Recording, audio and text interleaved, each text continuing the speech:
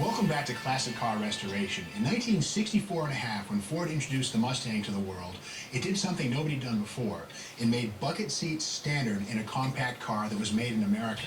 The seats in our Mustang are torn and the foam looks to be deteriorated. But we think we can salvage the seat frames and rebuild them with new padding and covers. We've enlisted the help of Chad White, who's an expert in the field of interior restoration. Now, Chad, you've done a lot of Mustang restorations. This is one of our original seats. How does it look? At first glance, Steve, it looks pretty bad. The vinyl's shot, the foam is shot, but underneath of it all, we have a good frame, and it's suitable for rebuilding. First, we're going to take off this side shield, and this was typically called the hockey stick, for obvious reasons. It looks like one. Dismantling the old seat is pretty simple. Chad removes the screws, and the side shield trim comes off. Next, the seat tracks come off, again by removing the screws. New seat tracks are available if we need them. To separate the top and bottom seats, Chad removes the screw and the cover plate, as well as the hinge cotter pin.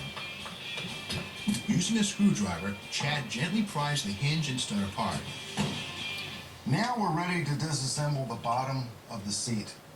The seat upholstery is held on with what is called a hog ring. It's kind of a funny term.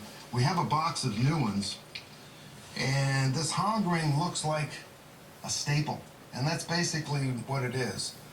These old hog rings can be difficult to come off, but we're going to show some tricks how to get them off easily. Using a diagonal cutter, Chad grabs the hog ring and twists. Some hog rings will break in the process or will need to be cut out. Chad continues around the frame until the hog rings are removed, then he can take the seat cover off. And pretty well dried out. The old seat covers are very brittle and can easily be torn off. When you're in the process of restoring your Mustang, every single part in the car is date coded. December 14th, 1964. Look at this. Okay. December 14th, 64. So, Yeah.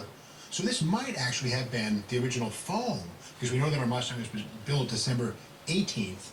Okay, Steve, our seat frame looks like it's in pretty good shape. It may require a little extra cleanup, but we're ready to go, and we'll use this to rebuild our seats. The old upholstery and foam has been removed from the seat, as you've cleaned up the frame, and I guess we can begin the reassembly. Chad uses a hog ring tool to install the new hog rings and to secure a burlap liner and retaining wire to the frame. Okay, Steve, now that we have this wire back in place, now we can put this padding on the side of the frame.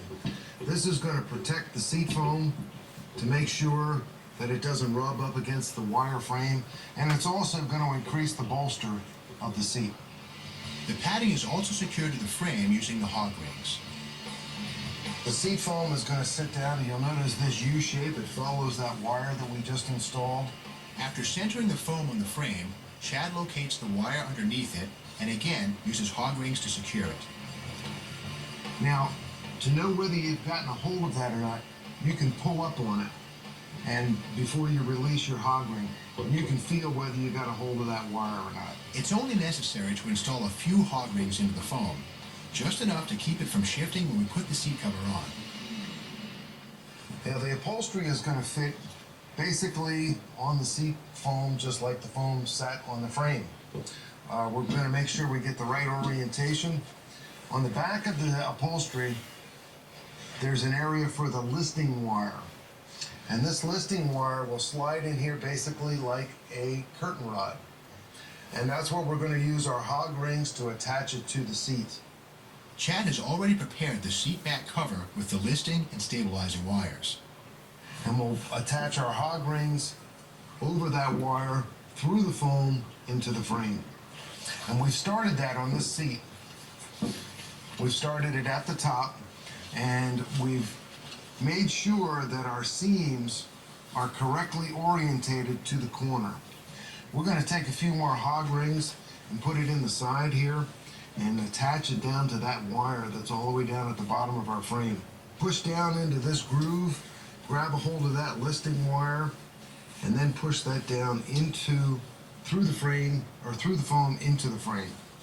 You can start to get an idea of what this upholstery is going to look like. Oh, it's beautiful. And boy, that's going to make your Mustang look like it's brand new. This piece here is almost completely done. I've got a neat little trick to show you about how we get the upholstery cut so that we can then reassemble it where the hinge is. You take a hammer and you just tap on this stud. And what it does, it makes a perfect hole for that stud to come through. If you tried to cut that with a knife, you'd end up cutting it too big, making a mess. This way, it's absolutely perfect, absolutely where we want it to be. Chad and I will finish the seats during the break. Just like people, cars have undergarments too. We'll explain what has to go beneath our new carpet before we can install it next.